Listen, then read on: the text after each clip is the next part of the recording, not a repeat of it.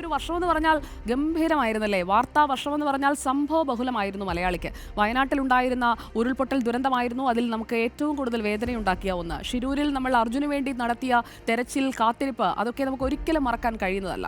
തെരഞ്ഞെടുപ്പ് പോരാട്ടം നമ്മൾ കണ്ടു.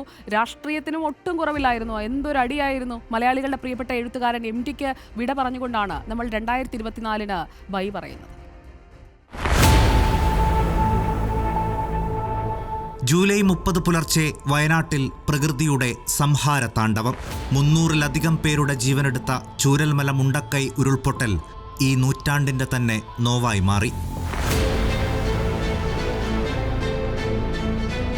കർണാടകയിലെ ഷിരൂരിൽ മണ്ണിടിച്ചിലിൽ കാണാതായ അർജുന്റെ മരണവാർത്തയും വിങ്ങലോടെയാണ് മലയാളി കേട്ടത്. അർജുന്റെ തിരിച്ചുവരവിനായി 72 ദിവസമാണ് കേരളം ഒറ്റക്കെട്ടായി കാത്തിരുന്നത്.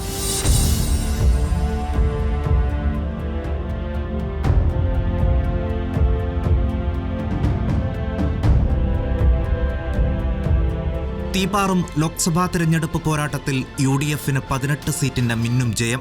തൃശൂരിൽ സുരേഷ് ഗോപിയിലൂടെ ചരിത്രം കുറിച്ച് BJP.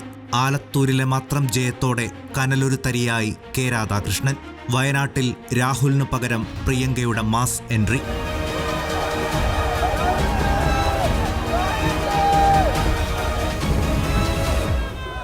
വിവാദ കൊടുമുടി കയറിയ തൃശൂർ പൂരം. ആരോപണ ശരങ്ങളെയ്ത് മുന്നണി വിട്ട PV അൻവർ. ജാവദേക്കർ കൂടിക്കാഴ്ച മുതൽ പാർട്ടിക്ക് തലവേദനയായ EP ജയരാജൻ. തീരുമാനമാകാത്ത NCPയിലെ മന്ത്രിത്തർക്കം. രാഷ്ട്രീയ വിവാദങ്ങൾക്കും പഞ്ഞമില്ലാതിരുന്ന വർഷം. സിനിമാ മേഖലയിലെ വനിതാ പ്രവർത്തകരുടെ പ്രശ്നങ്ങൾ അക്കമിട്ട് പറഞ്ഞ ഹേമ കമ്മിറ്റി റിപ്പോർട്ട് വർഷങ്ങൾക്കിപ്പുറം പുറം ലോകം കണ്ടു.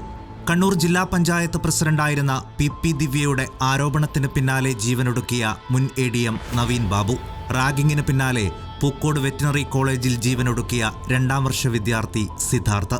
വിട പറയുന്ന വർഷത്തെ നോവായി മാറിയവർ ഇനിയുമുണ്ട്. കലിപൂണ്ട കാട്ടാനകളുടേതടക്കം വന്യമൃഗങ്ങളുടെ ക്രൂരതയിൽ ജീവൻ പൊലിഞ്ഞവരും ഏറെ. സർക്കാരുമായുള്ള നിരന്തര പോരിനൊടുവിൽ കേരളത്തോട് ടാറ്റ പറഞ്ഞ് ആരിഫ് മുഹമ്മദ് ഖാൻ ബീഹാറിലേക്ക് പറന്നത് ഈ വർഷം അവസാനം.